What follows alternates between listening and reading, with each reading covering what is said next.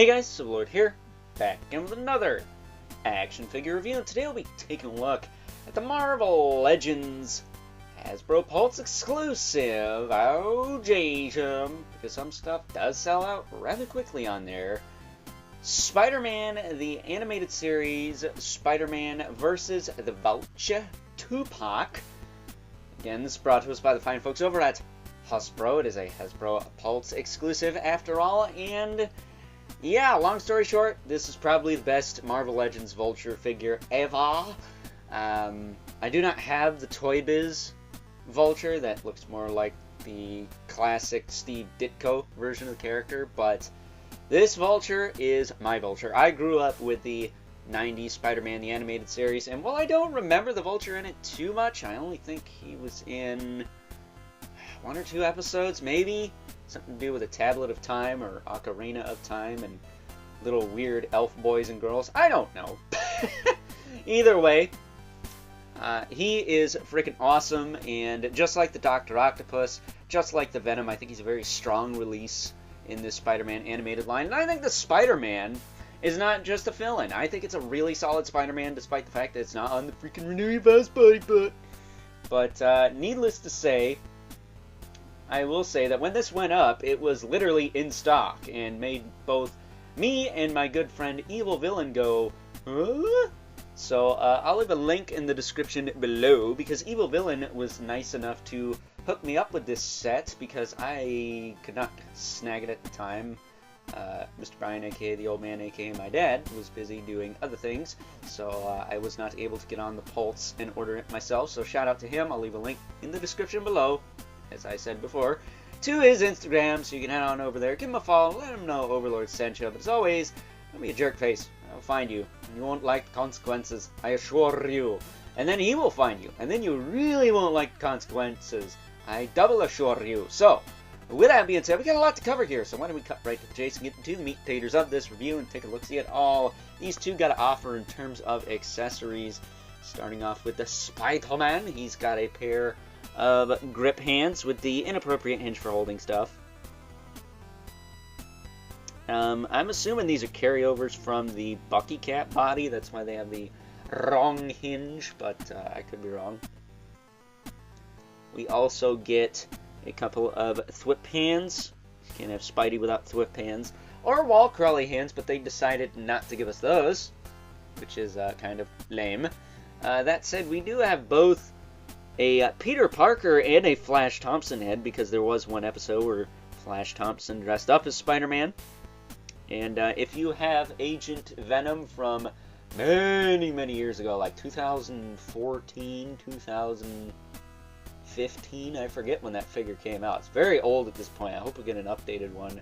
Maybe pinless if you care about that sort of thing, but I'd like one with wrist articulation. To be honest with you, that one just has like, what is that, forearm swivel? That ain't gonna work. But this head will fit on there, if you want to put it on there. So there you go. And I think that's the first time we've ever gotten a Flash Thompson head in Marvel Legends, if we don't count, you know, masked Agent Venoms and whatnot. That said, we do have a mask, a loose mask for the grip hands to hold, which kind of sucks that you gotta put it in there so deep to get it to stay. I guess you could do that, but I don't know, it just doesn't look right to me. I feel like the little part to hold on to should have been a little longer and hung off the back, because that's typically how they hold the mask. Then as far as the Vulture goes, he's got a alternate old man head, which I'm torn on using this head, because I mostly know him as the young version, and that's how the Toy Biz figure was done. They did the young version, they didn't do the old version, so I'm assuming he was young for most of the episode, but don't quote me on that. He's got a pair of fists, and then of course we have the wings. So he's got the two bigger pieces right here, and he's got the two shorter pieces.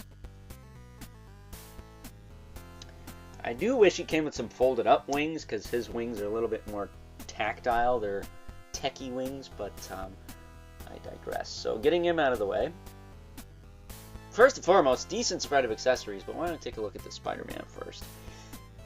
He is on the pinless Sunfire body buck, hence why I said he's not on Renew Your Vows, because, well, he's not. Very decent head sculpt this time around. I thought the Walmart exclusive one had a very pinched-in face. This one doesn't feel that way. It's definitely not the same head sculpt. And I think the build, compared to the Walmart one, is a little bit better. Do I think Renew Your Vows would have been a better build for this particular version of Spider-Man? Maybe, but if I'm being honest, I think the Vulcan body, if anything, would have been better for this version of Spidey, because he's built like a freaking linebacker in that series. And, I don't know, that Renew Your Vows body buck, it just doesn't do it for me. But as far as articulation on this guy goes, his head will rotate. He's got a little bit of tilt. You can look up. You can look down. All that fun stuff. He's got a pig hole on his back, so if that bothers you, tough crap. His shoulders will go up. He's got that butterfly joint. A beautiful butterfly, so he can swing forward and back. Shoulders go back down. They will rotate all the way around. He's got bicep swivel. Goes all the way around. I did have to put some soap in there, and this guy I actually had to heat him up, take him apart, do that.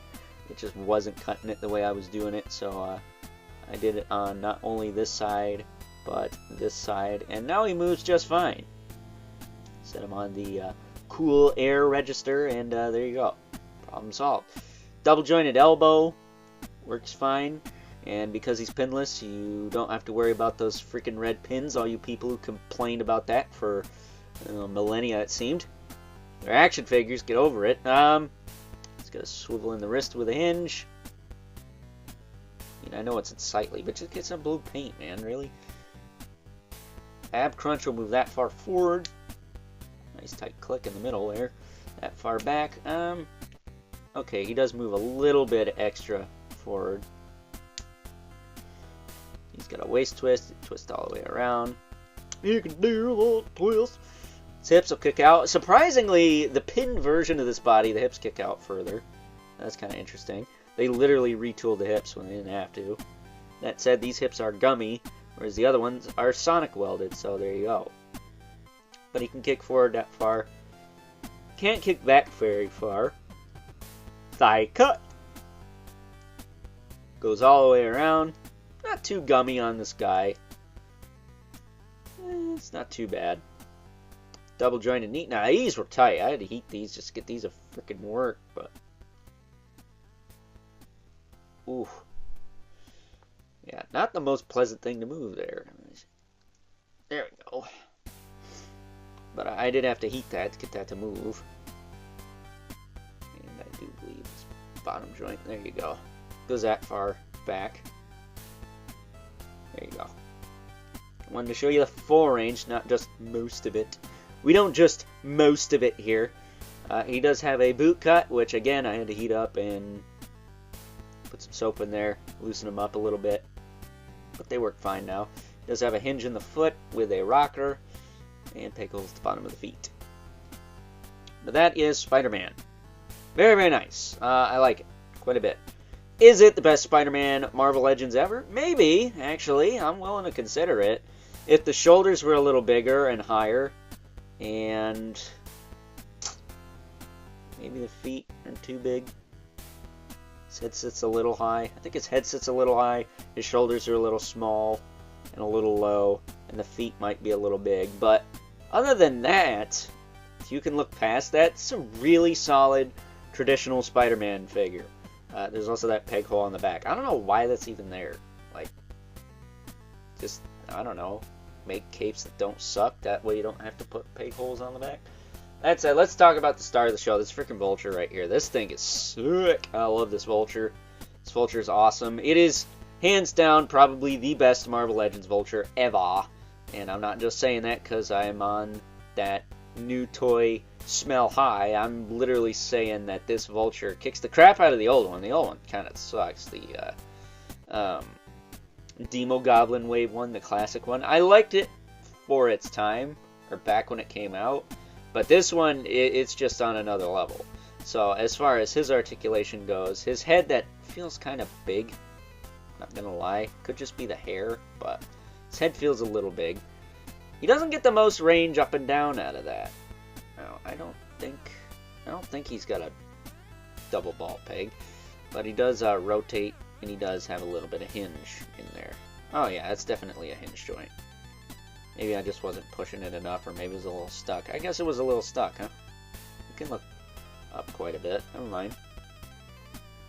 Never mind. Let's set the shoulders. Which shoulder is easier to move up? I want to say it was this one. I like to push them forward and then hinge them up. That way I can get them up like this. So you can put the wings on. It's got a bicep swivel. Double elbow.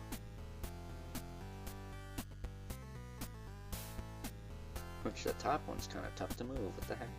I don't remember that being a thing. Do I gotta eat that? Ah, there we go. There you go. So that's how much range you get out of the elbow there. Swivel hinge wrist. Pretty good range there. Let's actually do this.